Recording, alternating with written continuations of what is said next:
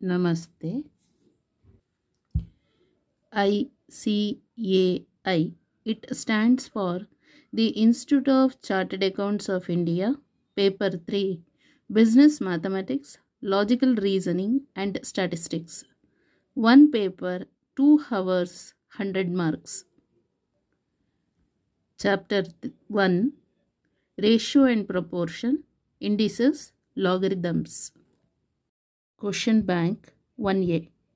Multiple choice questions, MCQ. Select the correct option out of the 4 given options. So problem number 4. The ratio compounded of a plus b is to a minus b, and a square minus b square is to a plus b whole square is.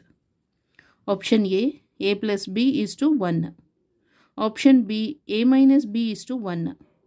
Option C, 1 is to 1. Option D, none of these. So ಇಲ್ಲಿ ಏನು ಮಾಡಿದ್ದಾರೆ, compounded ratio of compounded ಅಂದರೆ ಏನು ಮಾಡಬೇಕು, first ಇದು ratio ಇದೆಯಲ್ಲ ಅದನ್ನು first ಬರೆಯೋಣ. A plus B is to A minus B ಅಂತ ಇದೆಯಲ್ಲ ಅದನ್ನು divided by A minus B.